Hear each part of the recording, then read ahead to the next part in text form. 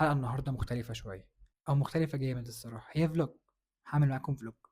الحلقات اللي قبل كده أنا كنت عِشت تجربة وطالع أحكي لكم أنا اتعلمت إيه منها، بس الحلقة دي أنا هاعيش التجربة معاكم لأول مرة، مش عارف إيه اللي هيحصل، هنشوف مع بعض. أنا خايف، خايف أوي، مش خايف من الفيديو، أنا خايف من التجربة ذات نفسها، وخايف من كل حاجة، بس الخوف كتير أوي لدرجة إن هو ما بقاش مأثّر فيّا. أنا أدهم سامح، والنهارده هاهرب من السجن اللي أنا سجنت نفسي فيه. أنا بجد هاهرب، أنا هاحضّر الشنطة وماشي حرفيًا. السلام عليكم. شوف بقى الحركات بقى اللي هو أقوم فاتح الباب وطالع، يقوم الفيديو متقطّع والجو الماسخ ده، أنا كبرت على الكلام ده. أنا محتوى تثقيفي مش فيلم سينمائي. السجن اللي أنا كنت حابس نفسي فيه هو الخوف. طول حياتي ماشي جنب الحيط، مش عشان أنا محترم ومتربي، بل عشان أنا خايف. خايف من كل حاجة، خايف أحب، خايف أخسر، خايف أفشل، خايف ما أعرفش، خايف أبقى لوحدي. فالخوف هو اللي كان بيتحكم في كل قراراتي طول حياتي. أنا كنت فاكر إن هو كده بيحميني، وإن أنا كده في أمان، لإن أنا بعيد عن أي مخاطرة، وبعيد عن أي زعل أو حاجة تضايقني أو تكسرني. كنت فاكر كده لمدة قريبة الصراحة، بس اللي حصل عكس ده خالص. سيطرة الخوف عليَّ بدأت من بدري أوي، من أيام الكلية. بعد ما خلصت الدراسة في المدرسة، قررت إن أنا أدخل هندسة، مع إن أنا مش باحبها، كان نفسي أدخل حاجة فيها فنون أو علم نفس، بس ما دخلتهمش عشان إزاي؟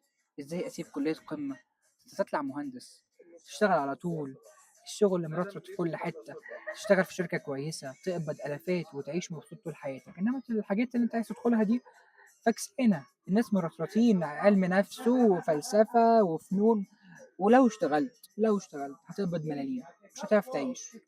وده كان كلام الناس اللي سيطر عليا برضو وزود خوفي. فدخلت هندسة، وجيت على الحاجة اللي بحبها ودخلت حاجة ما بحبهاش، خوفا من ان انا اكون عاطل زي ما قلت لكم. وخلصت هندسة 5 سنين خلصوا، واديني 3 سنين مش لاقي شغل، عاطل. بعد ما مشيت ورا الخوف ظنا ان هو هيحطني في امان، رماني في اللي انا خايف منه. بس لو تاخدوا بالكم هنا من نظرتي للموضوع، انا عاطل بس انا عاطل ومضيع 5 سنين من عمري. غير مثلا ان انا اقول مثلا انا عاطل، لكن انا عامل حاجه انا بحبها، درست حاجه انا بحبها. شوفوا الفرق. اتعرفت على شله صحاب، انت لو قعدت معاهم او انتوا لو قعدتوا معاهم هتحبوهم جدا من كتر ما هم جمال. بس بالنسبه لي انا ما كانوش جمال، ما كانوش مناسبين ليا، كانوا مؤذيين جدا. طول قعدتي معاهم وطول حياتي معاهم تفكير مفرط بيصيبني، حاسس ان انا قليل، مش مبسوط، حاسس ان انا مش كفايه، ودايما بحاول ابرر افعالي، والكلام بقى اللي انتم متعودين عليه من الصحاب المؤذيين دول. بس انا فضلت معاهم سنين، سنين، عشان بس انا خايف اكون لوحدي، فاخترت اجي على نفسي واتعرض للاذى خوفا من الوحده. بس اللي حصل ايه؟ ان هم واحده واحده رموني وبعدوا عني، واترميت بقيت لوحدي. الحاجه اللي انا كنت خايف منها، بل بقيت بقى لوحدي وعندي تروما، وعمال اصلح في المشاكل اللي هم حطوها فيا، وبحاول ارجع ثقتي في نفسي. وفعلا لتاني مره اختياري للخوف ظنا ان هو الامان رماني في الحاجه اللي انا خايف منها، ما بعدنيش عنها. استرجل بقى، اشد اشد كده واسترجل، لا. بدات شغلات الكول سنتر دي، ومع الوقت في الشغل لقيتني مش مرتاح فيها ومش مبسوط. قبل ما اجي اشتغل قلبي بيكون مقبوض قبل ما ابدا الشيفت بتاعي، دايما زعلان ودايما بعيط. حياتي ما بقتش موجوده، ما بقتش ليا، شغلانه خدت حياتي كلها. مش عارف اعيش. واللي صعب ده اكتر اللي انا مش حابب الشغلانه ومش شايفني فيها. ولما اروح اكلم حد يقول لي ايه ده عادي، الشغل كله ضغط، الحياه كلها مشاكل، الناس كلها بتتعرض لضغط في شغلها، ما تبقاش فرفور كده واستحمل وعدي، وانت كده بتتبطر عن نعمه ربنا، في ناس مش لاقيه. وفعلا سمعت كلامهم واستسلمت للخوف، اللي انا ممكن ما الاقيش شغل بعد كده، ممكن ابقى عاطل. اخترت اللي انا اكون في شغلانه قلبي مقبوض منها، وجسمي ما يكونش مبسوط وتعبان صحيا ونفسيا بسببها، على اني اكون عاطل ومش لاقي شغل. حتى انا رحت ثيرابي عشان اتعلم اتقبل الشغل بتاعي. تخيلوا انا عملت كده، ان انا عالجت نفسي عشان اتقبل الشغل اللي انا بكرهه، مش عشان ابعد عنه. وفعلا تقبلته وحبيت الشغل وبدات اعتاده، لحد ما فجاه لقيت نفسي اترفدت. اترفدت بأقذر طريقة ممكن تتخيله. يعني أنا قعدت 5 أيام أنا شغال ومش عارف إني مرفوض، حتى ما حدش كلف خاطره يقول لي أدهم أنت اترفدت. وفي الآخر رموا لي ملاليم ومشوني. عايز أوصف لكم إحساسي عامل زي اللي هو أنا، إن أنتوا واقفين في حتة ضلمة، مفيش أي حاجة أو أي طريق تمشوا فيه، مش عارفين تروحوا فين أو تيجوا منين، وما عندكمش حتى البريفليج اللي أنتم تحسوا إنكم تايهين أو ضايعين. والمشكلة الأكبر والمشكلة اللي تزعل إن أنا عملت كل حاجة علشان ما أكونش في المكان ده، بس اللي وصلت له. يعني أنا اللي وصلت نفسي للمكان ده بإيدي. الخوف والتفكير والتخطيط في كل حاجة بشكل مفرط وبشكل مرضي سجنني ومنعني إن أنا أعيش حياتي، واستسلامي ليه ضيع لي تقريبا عمري. ممكن عشان ما اكبرش الموضوع واقول ضيع لي عمري، هقول انه خلاني شخص بلا قصة احكيها. ما عنديش مغامرات، ما عنديش حياة. حياتي باردة وضعيفة ومملة. بقيت كل حاجة انا مش عايزها، وبقيت الشخص اللي انا طول عمري بهرب من اني اكونه.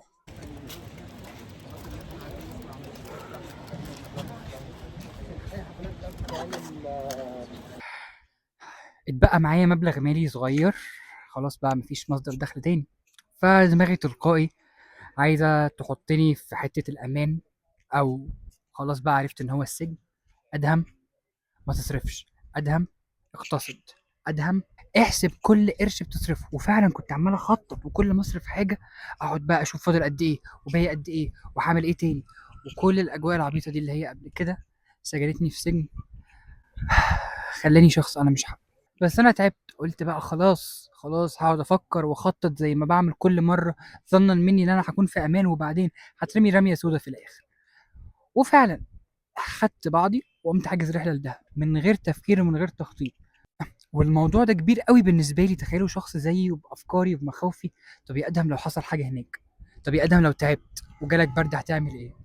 طيب يا أدهم لو حصلت مشكلة هتتصرف إزاي؟ طب المواصلات صعبة، طب الناس، طب أنت بعيد قوي عن أهلك، طب شوفوا كمية الأفكار. تعبت من الأفكار دي وتعبت من إن أنا أستسلم ليها، وبقيت مأذي. فاخدت بعضي وسافرت وجيت هنا وما استسلمتش.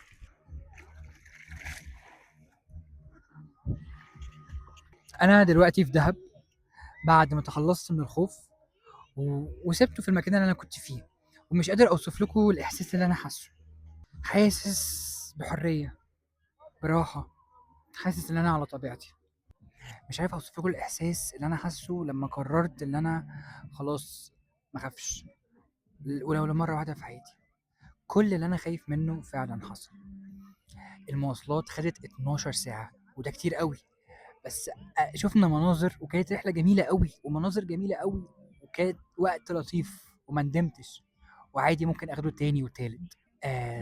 اول ما وصلت وصحيت وكلت طعميه وبطاطس بالزيت بقى والحاجات والتوابل، ودي حاجه انا بحبها قوي.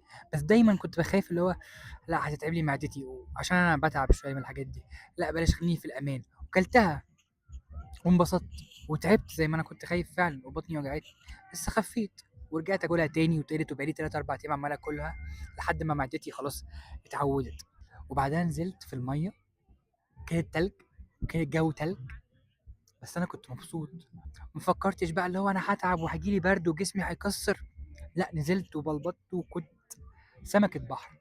وفعلا صحيت تاني يوم جسمي مكسر وتعبان، وحصل اللي انا كنت خايف منه. بس رحت للدكتور وجبت الدواء، وهما ساعة ساعتين بقيت زي الفل. ورجعت نزلت المية تاني وبلبطت تاني.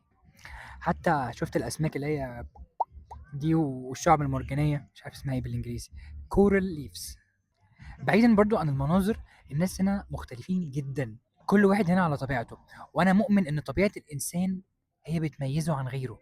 يعني لو كل واحد فينا ظهر على طبيعته بشكله الحقيقي بلبسه الحقيقي، مش بترندات وصور والحاجات اللي لايقه والحاجات اللي مش لايقه، هنكون مذهلين، هنكون زي قطعة أثر كده ماشية على الأرض. وفعلا الناس هنا كلهم مميزين وعلى طبيعتهم. لبسهم مختلف، شعرهم مختلف، طريقة حياتهم وطريقة كلامهم مختلفة. فأنا طول الوقت ماشي ببص على المناظر الطبيعية، وبرضه الناس بتفرج عليهم وبتأملهم، بتأمل اختلافهم. وأنا عارف إن هم على طبيعتهم عشان مش خايفين. الناس هنا مش خايفة خالص، الخوف هو اللي بيأيد. أنا خايف الناس تقول عليّا حاجة، أنا خايف الناس تبُص لي بصّة مش دونية، أنا خايف الناس تقول عليّا والله ده أنا لابس لبس مش معروف أو لابس لبس مش trend. لأ، ما حدش خايف، ما حدش بيفكّر، كُلّه عايش حياته. الجميل هنا فعلًا إن ما فيش حد خايف ولا بشر خايفين ولا حيوانات خايفين، إحنا الحيوانات بتلعب معانا وإحنا بنلعب معاهم، وأنا باحب الحيوانات جدًا، أنا طول الوقت ماشي ألعب مع الكلاب، أنا تقريبًا اتعرّفت على كلاب كتير. وبسبب برضه إن أنا على طبيعتي، بقيت على طبيعتي وأنا هنا، بدأت أتعرّف على ناس كتير وأتكلّم وأتشجّع وأهزّر مع الكبير والصغير والبنات والولاد عادي، وعمّال آكل اللي أنا عايزه وأشرب اللي أنا عايزه، بعقل طبعًا، وأنزل المَيّة في وقت ما أنا عايز، وباعمل كل حاجة أنا عايزها وأنا عارف إن أنا على الحميد المجيد، ولمّا أرجع هاكون على الحميد المجيد أكتر بقى، يعني هانزل طبقات بالسالب، بس أنا مبسوط، وعارف إن ممكن حد يقول لأ لازم نفكّر بالعقل في المواضيع دي. أنا في حالتي أنا فكّرت كتير بالعقل، وفضلت خايف وقلقان وحاطط نفسي في حتّة أمان عشان أهرب من النتايج اللي عقلي بيفرضها عليّا، بس في الآخر وصلت لفين؟ ما أنا قُلت لكم، في حتّة سودا أنا لوحدي بس اللي فيها، ومش أمان خالص. بُصّوا ده I got the horses behind me dude.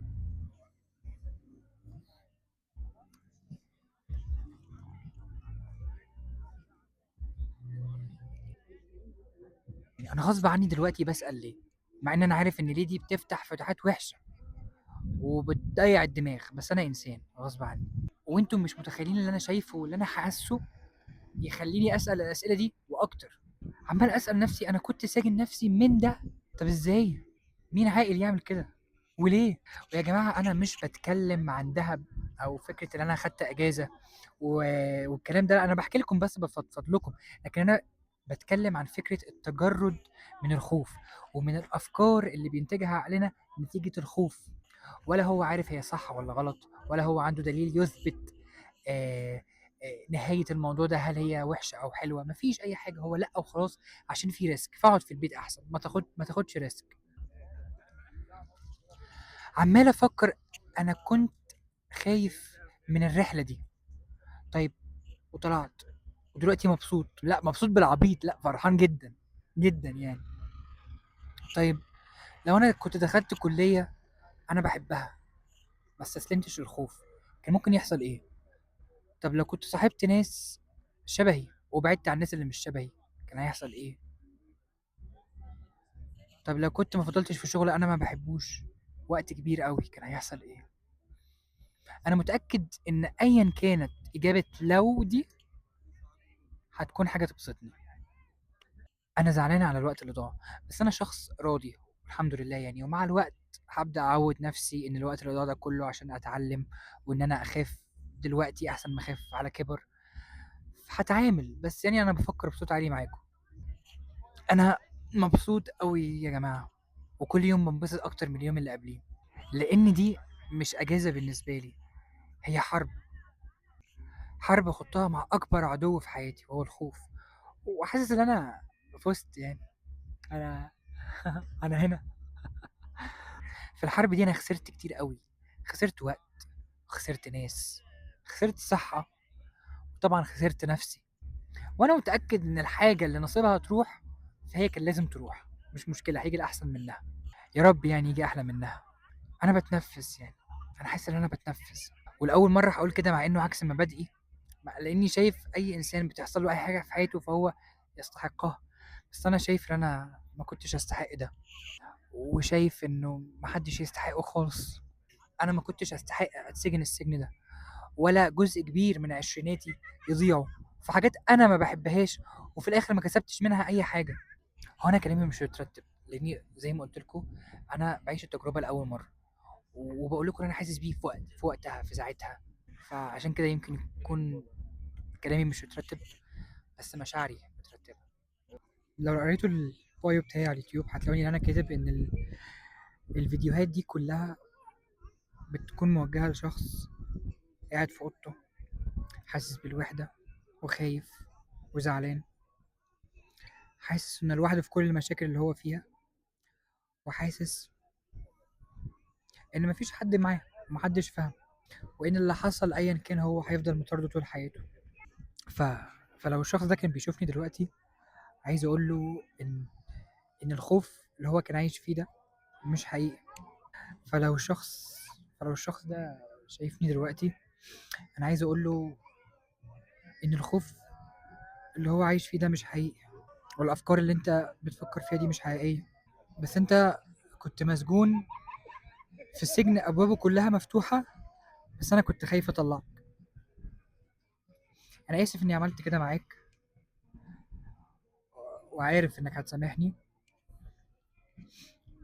ووعد انا مش هسجنك تاني في شغل او دراسه او علاقه. انا اسف تاني. لو قريتوا البايو بتاعي على اليوتيوب هتلاقوني كاتب فيه ان الفيديوهات دي كلها موجهه لشخص قاعد لوحده في اوضته، خايف، زعلان، حاسس ان المشاكل اللي بيمر بيها دي محدش بيمر بيها غيره، وانها هتفضل تطارده طول حياته. بس انا عايز اقول له ان الخوف اللي هو فيه ده مش حقيقي، وان الافكار اللي هو بيفكر فيها دي مش حقيقيه، وان هو في سجن كبير ابوابه كلها مفتوحه، بس انا اللي كنت خايف اخرجه. انا اسف عموما، انا اسف. وعد مش هسجنك تاني، ولا في شغل، ولا في دراسه، ولا في علاقه، ولا في اي حاجه انت مش حاببها. ارجوكم عيشوا، ما تخلوش افكار الناس تسجنكم. اهربوا لنفسكم وراعوا ربنا في حريتكم. اهربوا لنفسكم وراعوا ربنا في حريتكم، وما تخلوش الخوف يسجنكم زي ما سجنني، لان لو فشلتم هتتعلموا درس، ولو نجحتم هتكونوا مبسوطين قوي، وتعيشوا احلى واجمل احساس ممكن اي حد يعيشه. وساعتها كل حاجه هتتغير معاكم. انا ادهم سامح، والنهارده هربت من السجن اللي انا حبست نفسي فيه.